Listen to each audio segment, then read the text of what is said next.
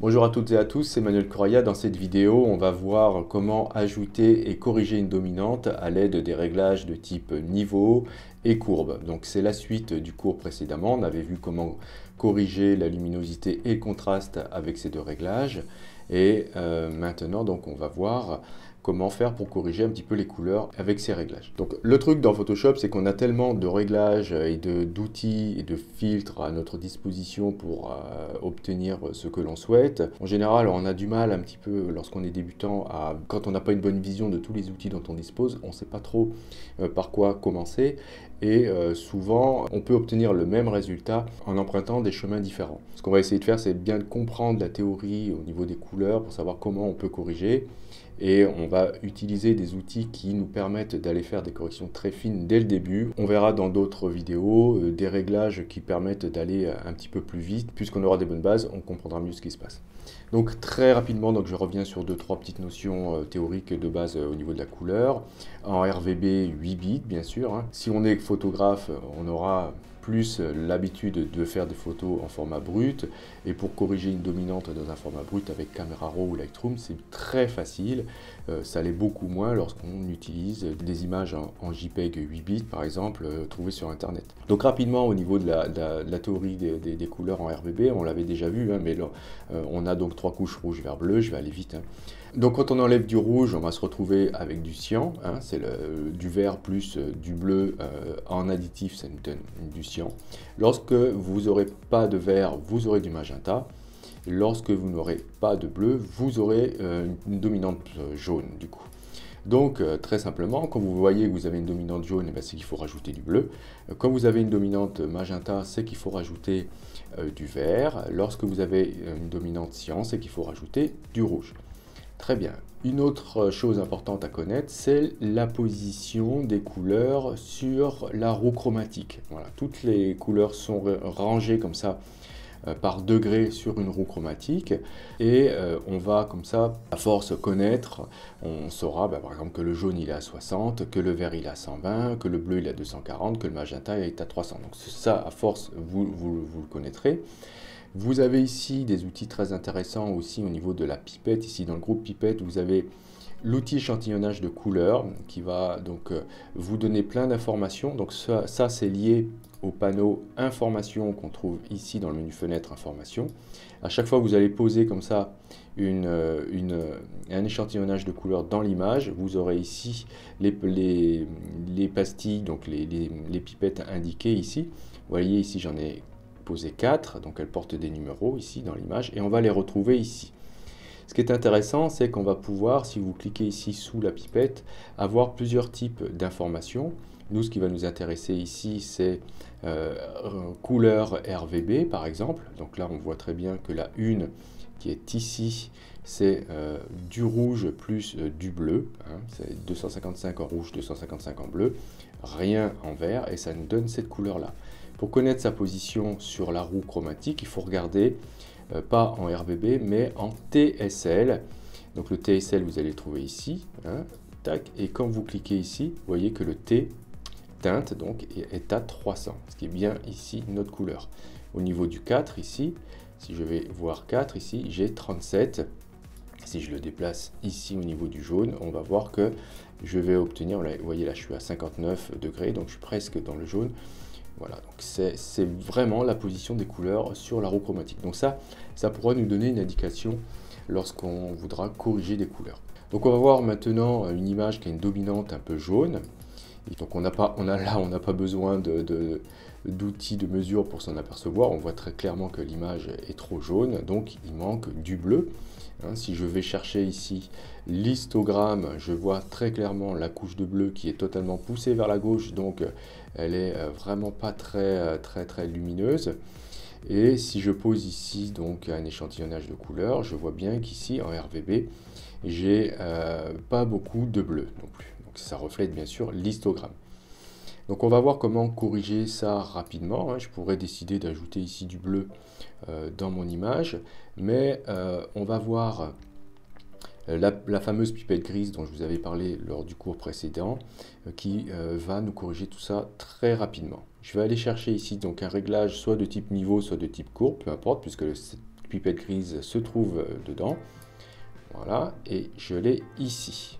Donc si je clique sur cette pipette grise et qu'ensuite je clique dans mon image à l'endroit où je sais qu'il y a du gris. Voilà, c'est ça le truc, c'est que si vous savez que dans une image vous avez une zone neutre, du gris foncé, donc évitez les zones noires et blanches puisque ça risque de ne pas faire les bonnes corrections. Si vous savez que vous avez une zone neutre dans l'image, ce sera très facile de corriger une dominante. Vous voyez ici, moi je sais que le mur était plus ou moins gris, donc pour obtenir du gris, hein, c'est 3 fois les mêmes valeurs en RVB. Donc là maintenant, si je clique avec la pipette, regardez, tac, le mur devient gris et du coup toutes les autres couleurs sont décalées par rapport à ce gris. Donc on voit maintenant dans l'histogramme voilà, qu'on a un peu plus de bleu. On voit ici toutes les valeurs ici qui ont été centrées un petit peu grâce à cette correction opérée par la pipette grise. Si je clique dans un endroit qui n'est pas gris dans l'image, vous allez voir si je clique sur la table, ploc, ça me fait une correction, donc ça essaye de corriger ce jaune ici, comme ça a pu, mais du coup ça me décale tout et l'image n'est pas avec les bonnes couleurs. Voilà, donc tant que vous aurez des zones que vous savez grises dans l'image, avec la pipette grise, ça va aller très vite de corriger une image. C'est pour ça que vous verrez parfois des photographes poser une charte de gris avant de faire des photos, c'est pour refaire en post-production la balance des blancs d'une manière très précise. Bien sûr, comme je vous le disais tout à l'heure, avec un format brut et Camera Raw ou dans Lightroom, puisque Camera Raw est dans Lightroom, les résultats seront bien meilleurs comme cela. Mais là, j'ai pas d'image brute à vous montrer pour l'instant. On verra Camera Raw bien plus tard dans le cours. Je vais vous montrer maintenant dans une autre image comment le faire à la main à l'aide d'un réglage séparé sur chaque couche. Je sais ici dans cette image là qu'au niveau du point ici 3 que je suis allé poser, que j'ai une zone grise dans l'image. Dans le panneau information, je vois du coup qu'il me manque du bleu là et j'ai un petit peu trop de vert. Donc ce que je peux faire, c'est essayer de tout ramener à la valeur 101 du rouge, ce qui me permettra du coup d'avoir 101 partout et forcément j'aurai à ce niveau-là du gris. Donc cette zone-là correspond, en fait, je vais vous montrer à l'aide d'un réglage de type courbe. Je vais ajouter donc un réglage de type courbe ici. Si je prends l'outil doigt ici, là, qu'on a dans le panneau propriété, si je le pose à cet endroit-là, on voit voilà, que ce point-là correspond, vous voyez, quasiment au ton moyen de mon image. Donc vaut mieux aller corriger une dominante dans les tons moyens plutôt que de les faire au début dans les tons clairs foncés, ça devient un peu plus compliqué. Quoique parfois vous verrez que vous serez obligé, on verra ça en perfectionnement, mais on sera parfois obligé de corriger les 3 zones, claires, moyennes et foncées, afin d'obtenir comme ça un résultat plus homogène, puisque parfois, lorsqu'on corrige les tons moyens, et les tons clairs du coup sont plus bons, les tons foncés le sont aussi peut-être pas. Donc voilà, donc parfois il va falloir faire des corrections beaucoup plus précises que celles qu'on est en train de faire, mais bon là on est en initiation, il faut déjà bien comprendre la base pour pouvoir aller plus loin. Donc là le truc c'est que voilà, à l'aide de cet outil là, vous allez voir, si je clique, alors je le reprends, si je clique une fois sur un point dans mon image, un point est créé à l'endroit précis sur la courbe. Moi ce qui m'intéresse ensuite, c'est d'aller ici au niveau de rouge, vert, bleu, faire des corrections à ce niveau-là. Donc on n'a pas encore vu les corrections au niveau des couches séparées, mais rappelez-vous ce qu'on avait dit la dernière fois. On a la couche composite ici qui nous permet de faire des corrections de luminosité et de contraste. Mais si vous voulez corriger les couleurs, il va falloir corriger au niveau de chaque couche séparée. Je voudrais ici qu'au niveau de ma courbe, un point soit créé sur chaque couche séparée. Je vais utiliser donc cet outil-là, mais vous voyez, donc je le resélectionne. Je ne vais pas cliquer simplement, je vais utiliser en même temps un raccourci majuscule CTRL et je clique. Tac. Et ça va me faire un point sur chaque couche correspondant donc à la zone que je viens d'échantillonner. Et ensuite, je vais pouvoir déplacer ce point afin d'aller retrouver du gris. Donc si on regarde bien ici au niveau du bleu, j'ai pas assez de bleu. Donc je vais me mettre sur la couche de bleu, je sélectionne bien ce point et je vais le monter. Donc avec ma flèche de mon clavier, je vais pouvoir monter comme ça ce point. Et je constate ici, vous voyez, ici au niveau information, j'ai avant le réglage, après le réglage. Donc là, je monte le point, vous voyez, je suis en train d'augmenter la valeur de bleu dans mon image. Ah, je suis allé un petit peu trop loin parce que j'avais dit que je me basais sur le rouge. Donc je vais mettre 101, voilà, en bleu et j'ai 101 en rouge. Donc maintenant, il ne me manque plus qu'à corriger le vert pour obtenir un gris à ce niveau-là. Donc je vais aller ici, donc sur la couche vert, prendre ce point et du coup, qu'est-ce qu'il faut que je fasse? Il faut que je le baisse. Je vais le baisser progressivement jusqu'à 101. Ok. Hop, et voilà. Donc je vais cacher un petit peu l'histogramme pour qu'on puisse, et ça aussi pour qu'on puisse bien voir l'image. Voilà, donc ça c'est l'image après le réglage que je viens de faire au niveau de chaque couche séparée. Voilà. On peut regarder avant, voilà, avant le réglage, après le réglage. Voilà ce que ça m'a donné. Si je l'avais fait avec la pipette Kriss, je pense que j'aurais obtenu à peu près le même résultat, mais d'une manière du coup plus rapide. Je vais cacher ce réglage, je vais appliquer ici un autre réglage de type courbe, et je vais cliquer dans cette zone-là avec la pipette Kriss, donc bien ici, tac, et j'obtiens quasiment le même résultat. Sauf que là, bon ben moi je l'ai fait en allant contrôler moi-même avec des points que j'ai posés ici, la valeur des couleurs. Donc c'est à vous de voir, soit vous corrigez vraiment de manière très personnelle votre image en utilisant comme ça des points et vous allez les déplacer, soit si vous êtes très pressé, vous allez utiliser la pipette Kriss. Il arrivera que la pipette Kriss ne suffise pas à corriger toute une image et donc dans ce cas, il faudra poser des points comme ça et aller corriger, comme je vous disais tout à l'heure, les points clairs, les points foncés et les points moyens. Ça, c'est la correction d'une dominante avec niveau et courbe. Vous voyez ici, j'ai plutôt utilisé courbe parce que du coup, je peux poser mon point où je le souhaite. Avec niveau, comme j'ai qu'un curseur pour les tons moyens, ça aurait été un petit peu plus difficile à corriger. Enfin, moi, je préfère franchement utiliser courbe, c'est beaucoup plus souple que niveau. Ok, donc je vais maintenant peut-être utiliser, peut-être pas cette image-là. Si justement, rapidement, je vais vous montrer cette image-là. Donc j'avais déjà fait une correction avec teinte et saturation. Alors, l'objet de ce cours-là, c'est vraiment de parler uniquement des réglages qu'on peut faire avec niveau et courbe.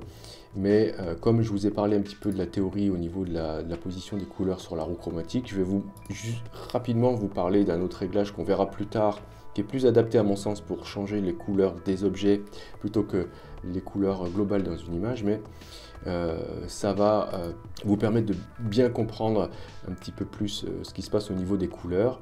Vous voyez ici, j'ai posé un point ici au niveau de la banane. Si je regarde dans mon panneau information, je vois que j'ai pas beaucoup de bleu ici, mais j'ai beaucoup de vert. Et on voit donc très clairement cette image, il y a une dominante de vert. J'ai pas franchement de point gris dans cette image identifiée, donc c'est un petit peu difficile de corriger avec la pipette Kriss. Un autre moyen qu'on peut utiliser, c'est d'utiliser la position des couleurs sur la roue chromatique lorsque ça devient un petit peu compliqué à corriger avec la pipette Kriss. Donc là, je vais identifier ce point-là, et si je prends la pipette normale, ok, je vois ici que j'ai une couleur qui est un petit peu verdâtre au niveau de la banane, qui normalement devrait être quand même plutôt jaune.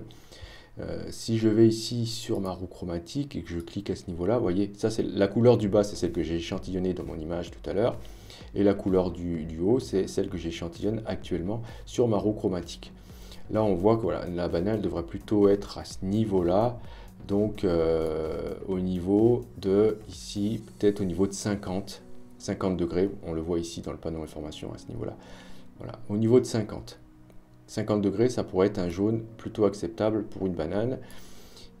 À ce niveau-là, ici, au niveau du point 2, et si je regarde ici, je suis plutôt à 57. Donc en fait, toutes mes couleurs sont décalées de 7 degrés dans le sens des aiguilles d'une montre dans ma roue chromatique. Donc je pourrais essayer de tout faire basculer de 7 degrés en arrière. Et comment je peux faire ça? Je peux faire ça avec un réglage sympa qui est teinte et saturation. Vous avez ici teinte, ici, et en fait ici on a une roue chromatique qui est éclatée comme ça. Toutes les valeurs qu'on rentre ici, en fait, c'est des valeurs en degrés. Et donc ici, si je mets -7, je vais tout faire tourner de -7 degrés. Et on voit donc avant, après, voilà, j'ai corrigé l'image de sa dominante verdâtre en déplaçant comme ça toutes les couleurs sur la roue chromatique. Donc ça, c'est une autre façon de corriger aussi les images à l'aide, cette fois-ci, de teinte et saturation. Donc je vais revenir sur le réglage niveau et courbe à l'aide de cette image-là. Donc je vais virer ce que j'avais fait, voilà. Ici, j'ai une image qui est plutôt avec une dominante un petit peu bleutée, peu importe. C'était comme ça lorsque j'ai fait la prise de vue, hein. Donc on n'est pas toujours obligé de corriger une dominante, hein. C'est à vous de voir, hein, où on est libre de le faire ou non, hein. On peut très bien décider d'avoir une dominante un peu de coucher de soleil, si c'était le cas lors de la prise de vue, voilà, c'est très bien comme ça, quoi. Donc c'est pas une obligation évidemment. Donc là, ce que je vais faire, c'est au contraire ajouter une dominante, puisque je me dis, voilà, j'aimerais que cette image-là ait plutôt l'aspect d'un coucher de soleil, ou enfin peu importe. J'aimerais ici avoir une dominante un petit peu violacée, et je vais le faire avec des réglages de type niveau et courbe. Je peux, dans un premier temps, aller essayer de corriger un petit peu la luminosité, par exemple avec niveau. Je vais chercher niveau ici, et vous voyez ici, j'ai pas mal de latitude au niveau de mes tons clairs, donc je peux déplacer ce curseur ici des tons clairs légèrement. Donc je vais éviter d'aller ici toucher ces points-là, sinon je risque d'écrêter mon éclairage, mes valeurs. Et là, ce point-là, je vais le déplacer, donc les tons moyens, je vais le déplacer vers la gauche pour ajouter un petit peu de luminosité dans les ombres. Vous voyez, ça me débouche un petit peu mes ombres. Donc je ne vais pas aller trop loin à ce niveau-là. Ça, je peux l'appeler luminosité, ok. Et je vais ajouter par-dessus un réglage de type courbe, puisque courbe, c'est quand même beaucoup plus flexible au niveau des réglages. Et je vais aller ici, cette fois-ci, puisque je souhaite ajouter une dominante, aller ajouter cette dominante à l'aide ici des couches séparées. Donc si je veux ajouter un petit peu de jaune ici, rappelez-vous, je vais devoir ôter du bleu. Donc je vais ôter du bleu comme ça. Voilà, vous voyez que là je peux le faire donc sur toute l'image en déplaçant ce point-là. Si je déplace les tons moyens, donc en créant un point au milieu, je vais le faire, vous voyez, partout dans les tons moyens, sauf dans les tons très clairs de l'image, donc ici le centre. Donc pour jeter un point, je vous le rappelle, il faut sortir du cadre. Donc je vais le faire ici sur toute l'image, ok, voilà. Je vais faire comme ça, et je souhaiterais donc créer une ambiance un petit peu magenta, donc je baisse le bleu, et ici, si je souhaite avoir une ambiance un peu magenta, je vais enlever du vert. Je vais baisser le vert, voilà, donc là j'obtiens comme ça une ambiance un petit peu de coucher de soleil éventuel, ou lever de soleil, peu importe. Voilà. Si je baisse ce point là, je vais aller encore plus loin dans le réglage au niveau des tons moyens. Ok. Après, bon, je peux rajouter par-dessus si je souhaite une autre courbe, mais cette fois-ci je vais modifier uniquement la couche composite RGB pour peut-être ajouter encore un petit peu plus de luminosité, alors légèrement, hein. Il faut toujours avoir un œil sur son histogramme. Voilà, l'histogramme est là, je le réinitialise, voilà, on voit que je suis à la limite. Rappelez-vous, si vous appuyez sur Alt, vous verrez les zones écrêtées apparaître. Et ici, si je monte ici ce point, voilà, je vais ajouter un petit peu de luminosité dans les tons moyens. Ok, donc après, je peux, si je souhaite, grouper tout ça. Ok, je le mets dans un groupe et je vois avant, après. Ok. Je peux très bien après faire jouer l'opacité du réglage si on ne veut pas aller si loin que ça. Et bien sûr, rappelez-vous, vous pouvez ajouter un masque de fusion et masquer les zones que vous ne souhaitez pas corriger. Donc si je souhaite par exemple ne pas avoir de cet effet magenta sur la base de mon image, je vais peindre en noir en bas par exemple, voilà. Je vais booster l'opacité, voilà. Donc je pourrais comme ça corriger à ce niveau-là mon image.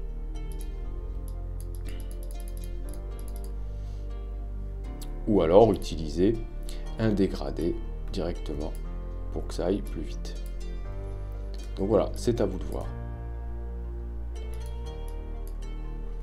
Donc voilà rapidement comment ajouter et corriger une dominante à l'aide des réglages de type courbe et niveau. Nous avons vu aussi rapidement teinte et saturation.